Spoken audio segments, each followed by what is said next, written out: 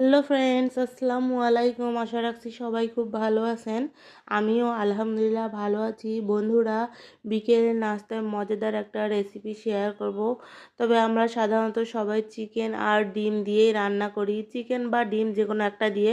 কিন্তু আজ আমি কোনোটাই দিব না, সেভাবে রান্না করব। ঘরে না থাকলে যেভাবে রান্না করতে হয় সেটাই শেয়ার করব।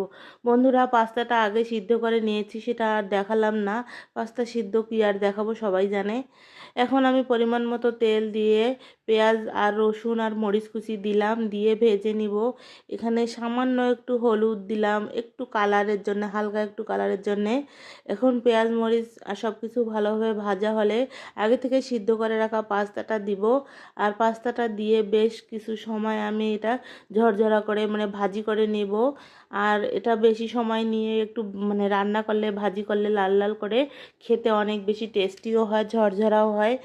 আর বেশি ভাজার কারণে একটু টেস্ট বেশি লাগে আমার কাছে, তাই আমি এভাবে রান্না করি। বন্ধুরা, যখন ঘরে ডিম থাকবে না, চিকেন থাকবে না, তখন তাই বলে কি আমরা বিকেলের নাস্তা করব না? আমার ঘরে এটা আছে, আজ আমি এভাবেই শেয়ার করলাম, ডিম ছাড়া, চিকেন ছাড়া। আপনারাও করে দেখতে পারেন, অনেক বেশি টেস্টি হয় খেতে। কোনো রকমই খারাপ লাগে না যে ডিম নাই আর চিকেন নাই বলে। সত্যি বন্ধুরা, অনেক ভালো লেগেছে। ভালো লাগলে অবশ্যই একটা লাইক দিবেন, কেউ লাইক দিতে ভুলে যাবেন না। আর ফেসবুক থেকে দেখলে প্লিজ সবাই পেজটা ফলো দিয়ে সাথে থাকবেন। আর আমি অবশ্যই সবার সাথে থাকবো, ইনশাল্লাহ, কথা দিচ্ছি, সব সময়ের জন্য থাকবো। আর ফাইনাল লুকটা দেখুন বন্ধুরা, অনেক সুন্দর হয়েছে। ইউটিউব থেকে দেখলে প্লিজ চ্যানেলটা সাবস্ক্রাইব করে পাশে থাকবেন, ইনশাল্লাহ আমাকেও পাশে পাবেন।